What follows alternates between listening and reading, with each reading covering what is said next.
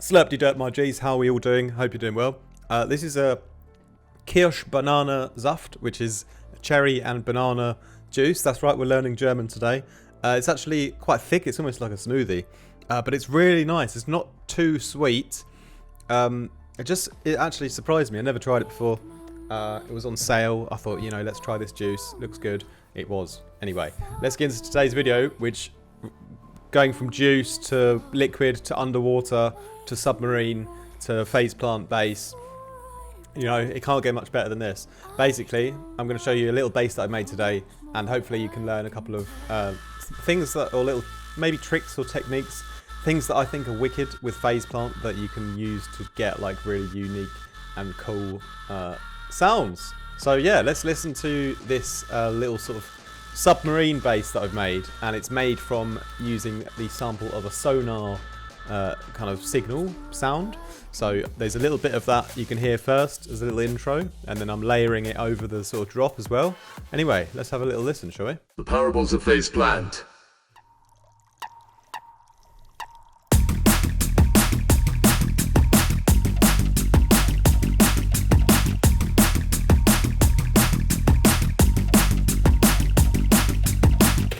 So yeah, getting a bit underwater and submarine-y today.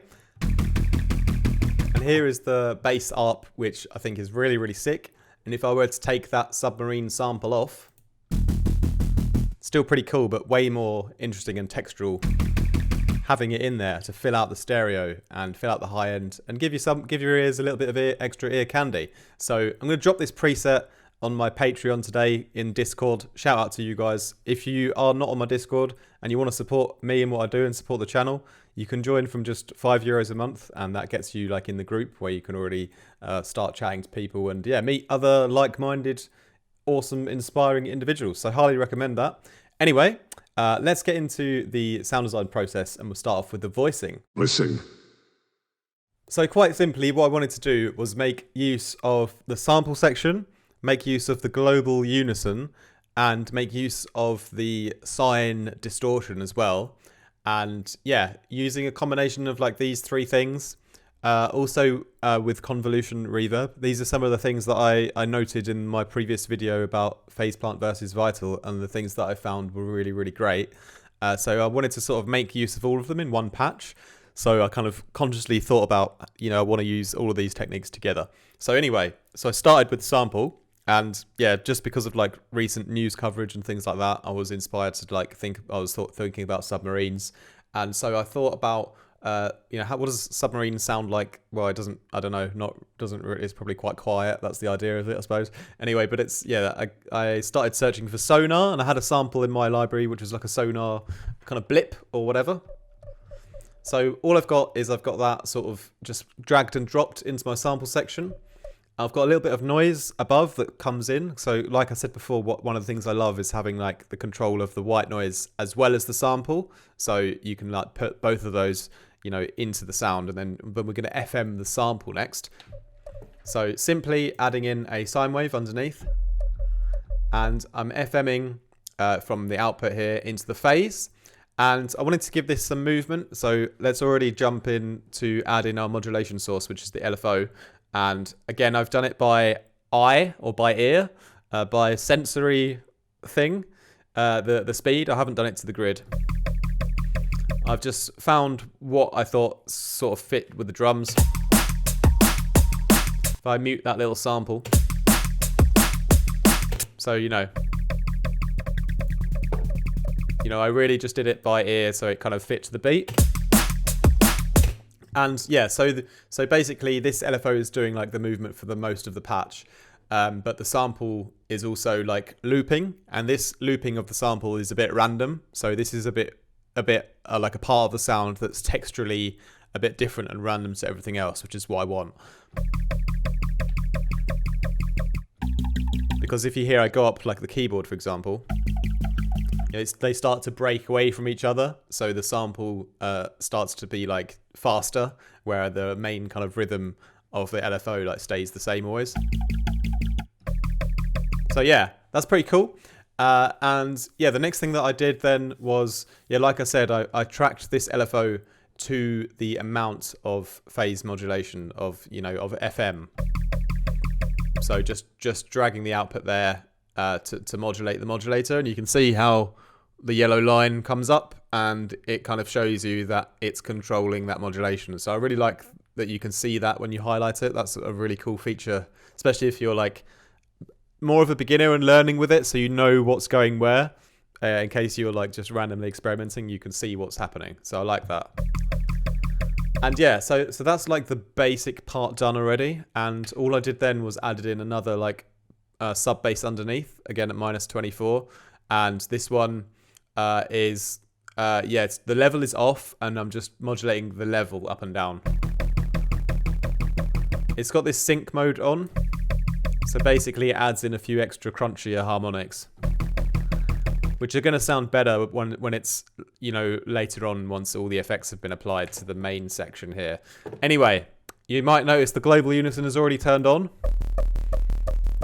And I pretty much started with it turned on, and I wanted to use the frequency stack mode because this is the one I find is very, very creative as it stands there. But it actually sounds like good creative, not just like random mayhem creative. So that's on ×4, and yeah, if the blend was all the way up, I like it in the middle with the range this time at that octave, and I wanted to mix in the amount of it on the LFO. So I brought the blend down, put my LFO output to the blend, so the dry wet signal is coming in and out nicely. So anyway, let's go over to the next important part, which is of course the effects. Effects. So in terms of the effects then, some of them are, making quite a drastic difference, and some of them are just sort of subtle mixing tweaks. So about half and half here. I've got sort of 6 effects, so I'd say 3 are doing like a great deal, and 3 are just like a small kind of mixing tweak. So starting off with one of the main ones, which is the sine distortion. So yeah, once we got this sample and our sine wave that's FM'd, a little bit of our white noise. The white noise is actually on the LFO as well here, so it's down at 0, but it's coming up and down with the rest of our movement to provide that brightness kind of spark every time it moves. So with that all said and done and all that bearing in mind, the sine distortion is basically going to smash this all together, pretty much. So yeah, I've just tweaked the bias, so the sort of setting here, and the width. Nice hefty amount of drive, just to really like slam all of that, all of those sounds together as one. Next up, I've got a non-linear filter, which again is doing quite a lot. So it's really dipping out a lot of the mid-range, and we're kind of LFOing this as well. And this is kind of changed the character quite a lot here.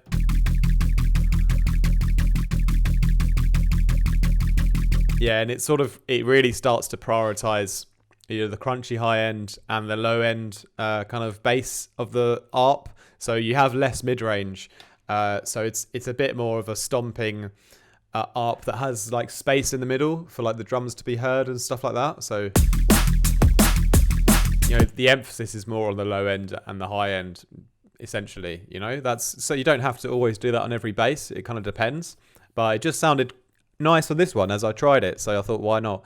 Next up is the convolver, which does a lot as well. So this is giving it that more like underwater kind of effect. It's eerie loading dock. This makes it more like a submarine ARP for me, having that nice amount of reverb on. But bear in mind, this is everything that's being affected is just the sample and the noise and the sort of main sine wave here. Our sub bass kind of sound underneath is going to go straight out to the master, so that's not getting the reverb on or anything like that. Next up then, these are the more subtle effects at the end. Just a bit of overdrive, again, to saturate everything that we've done together, to kind of glue it together once again and turn it up a bit. It's just mixed in here with an extra bit of width.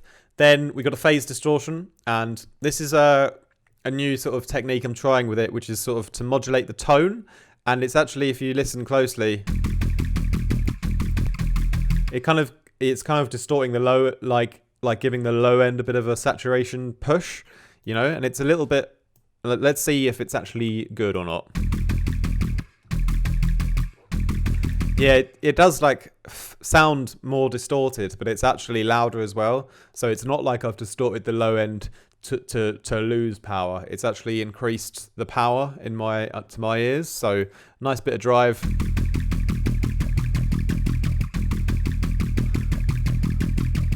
Yeah, just playing with the tone to get that movement and the bounciness in the low end. Then simply a little bit of a mid-range push. That's also on the LFO here, so the mid-range just going up a little bit where there was a little bit of a hole in the sound. I've turned up the high end a little bit, and that's basically the Submarine ARP bass patch. So let's have a little quick move on to the post-processing. Processing.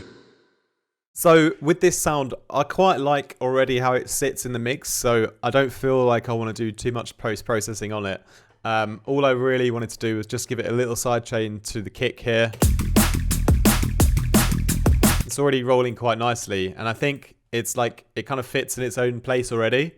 And I think I would prefer to like exaggerate some other sounds in the mix down to like, yeah, to make this loop even better. So that's one thing I did by adding in this like, yeah, this kind of rivery, watery sound, and also then, yeah, like I said before, layering back in that original sample. And you can hear it's got quite a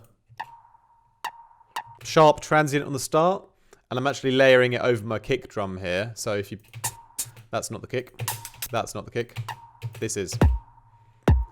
So you can hear it's sort of clashing a bit. So that's why I've got a transient shaper on to take down the attack. And I think it still needs a bit more. So just to keep it nice and smooth, I'm just going to add another one and do it again a little bit on the second one here. Okay, I'm going to tone it down slightly. And now it's sort of, yeah, a bit cleaner and not sort of clashing so much with the kick. So when we play it all together now, should be quite nicely mixed down.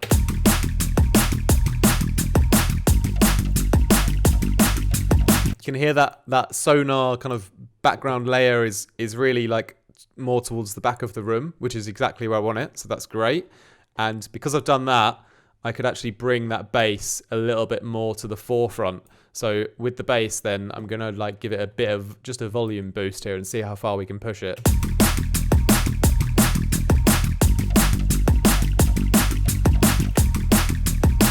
Okay, so I've gone almost up a whole dB there and it's still sounding pretty nice. So that's kind of where I would leave this today, as this little underwater loop.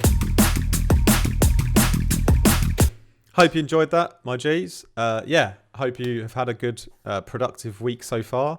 Thanks a lot for subscribing to the channel and for watching my content. Really appreciate that. And yeah, like we've almost got 3,000 subscribers, which is wicked. So we're going to have to celebrate somehow. Maybe a live stream, something like that. Q&A live stream, if you're up for that. Let me know in the comments.